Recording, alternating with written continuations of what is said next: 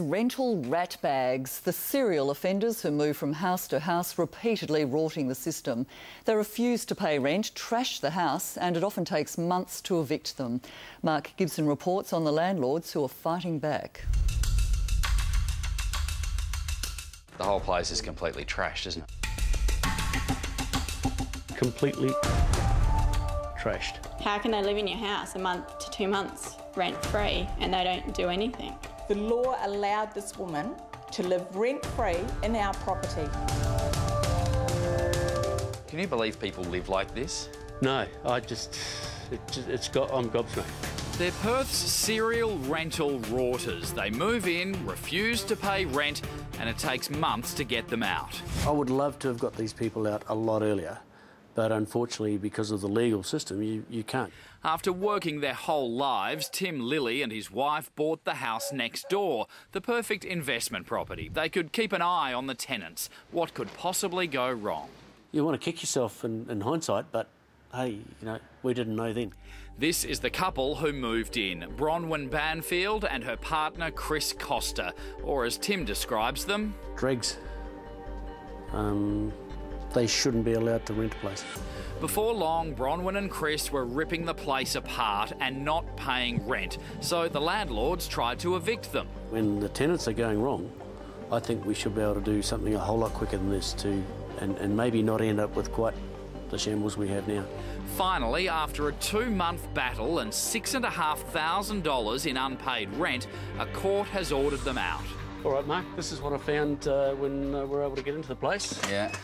This week, the tenants took off, leaving Tim's investment property in an almighty mess. And this is what you're greeted with. A pigsty. Apart from leaving piles and piles of clothing and junk, there are broken windows, doors smashed up and ripped off their hinges, even rotting food. Then there's the backyard, which used to look like this. Now it resembles a tip. The clean-up will cost thousands. Put it this way, the whole place has to be fully redone to get it up to a rental standard again. Not up to a rental standard, to a livable standard, I should say, because nobody could live in a house like this. Bronwyn and Chris could. Turns out they've done all this before. Evicted from another trashed house last year. And they're not the only ones milking the system. Biggest mistake of my life. Donna Smith rented out her house to another serial offender, Samantha Kuiper.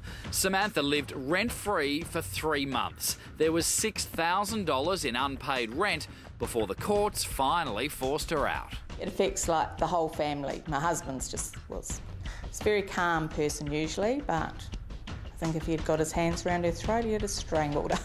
Today Tonight has spoken to 6 different landlords who all rented Perth properties to Samantha Kuiper. She was evicted from all 6, owing thousands in rent. She just moves from house to house, being evicted obviously, and leaving a trail of debt behind her. You get angry, you just want to go to your house and physically remove her. Kelly Gregg is another of Samantha's victims. Well, I don't understand how the law can take over the tenant's side even when the tenant doesn't pay. Here's what happens when things go wrong. Landlords can issue a breach notice giving the tenant 2 weeks to pay up. Then they can issue a termination notice giving them 1 week to move out. If they ignore that, it usually takes 2 to 4 weeks to take them to court. That's 5 to 7 weeks just to start the court process, which can drag on for many more weeks while the tenant lives rent-free. The law needs to be changed. Something needs to be put into that law, a clause or something, to protect landlords. I know tenants have to be protected, but landlords must be protected from serial offenders like this woman. Back at Tim's place in Bassendean, the huge clean-up has begun. He says landlords beware of tenants like Bronwyn Banfield and Chris Costa. Don't go near them.